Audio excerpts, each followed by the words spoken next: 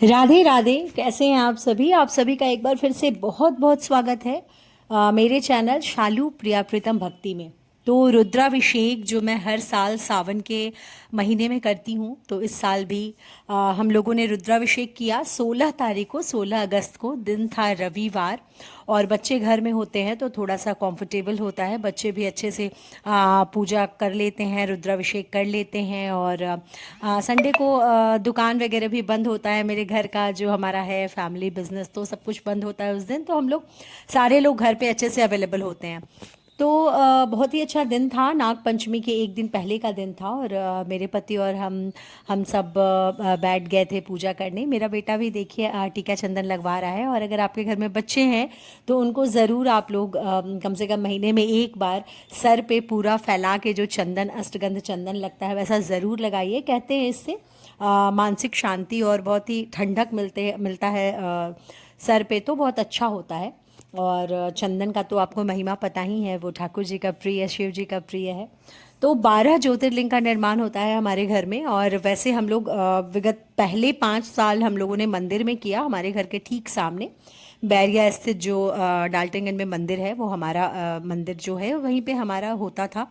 उसके बाद last year से 2025 से हम लोग घर में करना शुरू किए।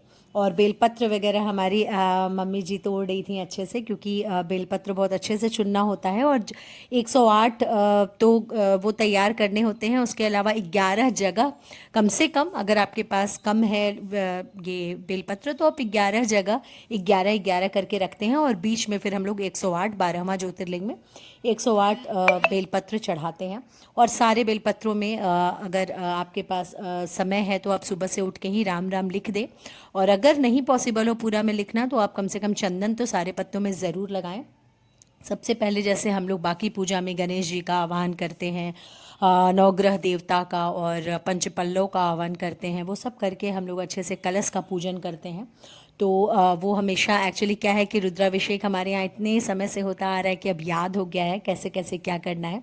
और सत्यनारायण देवता की कथा होती है हर महीना, तो हम लोगों का जो बेसिक जो पूजा होता है, कैसे कैसे भगवान जी लोग को हम लोग विराजमान करते हैं, उसका हम लोगों को बहुत ही अच्छे से मतलब हो गया है, पता है कि कैसे करना है। तो हमने लड्डू गोपाल जी को भी तैयार करके ले आया था। हमारे देखिए ऊपर सिंहासन में बैठे हैं लड्डू गोपाल जी, ठीक उसके नीचे हमने शिव परिवार को विराजमान कराया है। तो हमारे मंदिर में जो शिव जी, पार्वती माँ और गणेश जी, कार्तिकेय जी का जो एक विग्रह है जिसका हम लोग पूजा करते हैं, उसको हमने बैठाया है। साथ में मेरे घर में पहले से शिवलिंग है, पारद का शिवलिंग, जिसका पूजन हमारे घर होता है। तो बीच में ये जो 12 ज्योतिर्लिंग का निर्माण हुआ है, तो बीच में जो छोटा सा शिवलिंग रखा हुआ है, और नंदी देव वो हमारे घर के ही शिवलिंग है, तो उनका हम लोग पूजन करेंगे, उन्हीं का रुद्राभिषेक करेंगे। बहुत अच्छा लगता है। एक बार पहले हम लोग पूरा श्रृंगार करते हैं, पहले स्नान कराया जाता है दूध से, दही से, मध से, पानी से, गंगा जल से स्नान कराने के बाद आप हल्दी, कुमकुम, रोली लगाते हैं हम लोग। और माता के पास हम लोग सिंदूर लगाते हैं, और जितने भी अबीर गुलाल होते हैं उनसे हम लोग भस्म वगैरह से उनका श्रृंगार करते हैं पुष्पों से। और साथ ही हम लोग जो भी अकवन का फूल हो गया और कनेर का फूल वगैरह जो होता है, जो शिव जी को अति प्रिय है, और अपराजिता का पुष्प, इन सब चीज़ों से हम लोग उनका श्रृंगार करते हैं। माला वगैरह गेंदा का फूल का हम लोग सुबह में ही ले आते हैं। तो 7 बजे से पूजा शुरू हुआ था, तो सुबह ही उठ के 5 साढ़े 5 बजे मेरे हस्बैंड सब कुछ ले आए थे। और फिर हम लोग उनका श्रृंगार करते हैं। एक बार श्रृंगार होता है, फिर रुद्राभिषेक होता है, जो कि हम लोग श्रृंगी देव जी का पूजा करके फिर हम लोग ये जो हाथ में हम लोग पकड़े हैं उसको श्रृंगी कहते हैं, उनसे हम लोग रुद्राभिषेक करते हैं। और अभिषेक के बाद हम लोग फिर से एक बार श्रृंगार जो किया हुआ है उसको हटाते हैं, और फिर फाइनली एक बार और अच्छे से श्रृंगार होता है। तो आपको अच्छी मात्रा में पुष्प और बेलपत्र और मालाएं वगैरह ज़रूर, देखिए दोबारा मैं यहाँ श्रृंगार कर रही हूँ। तो एक बार जब हो जाने के बाद ये दोबारा किया जाता है, मतलब पहली बार जब आप श्रृंगार करेंगे, उसके बाद हम लोग रुद्राभिषेक करेंगे, और तीसरी बार फिर ये हम लोग श्रृंगार करें। तो आप देखिए भस्म से श्रृंगार करना मुझे बहुत पसंद है। और देखिए ये हम लोगों का पूरा जो सजा था हमारा रुद्राभिषेक का, जो हमारा एक कहिए कि बहुत सौभाग्य से ये प्राप्त होता है। आप लोग भी कोशिश करिए कि सावन के महीने में ज़रूर करिए। वैसे तो आप सालों भर कभी भी कर सकते हैं, लेकिन सावन के महीने में करना बहुत ही उत्तम माना जाता है। और फिर साथ में हवन होता है। उसके पहले आप जो भी आप वस्त्र वगैरह दान करना चाहते हैं, पंडित जी को जो भी साड़ी धोती कुर्ता वगैरह दिया जाता है, स्वेच्छ अनुसार जितना आपसे सामर्थ्य हो वो आप ज़रूर दें। और सावन में दान का बहुत महत्व बताया गया है, महिमा बहुत ज़्यादा है। आपने सावन की कथा सुन रहे होंगे आप लोग, तो आपको पता ही होगा दान पुण्य का कितना ज़्यादा महत्व है। वैसे तो 12 महीने हमें दान पुण्य करना चाहिए, पर सावन में विशेष महत्व है। हवन ज़रूर करना चाहिए।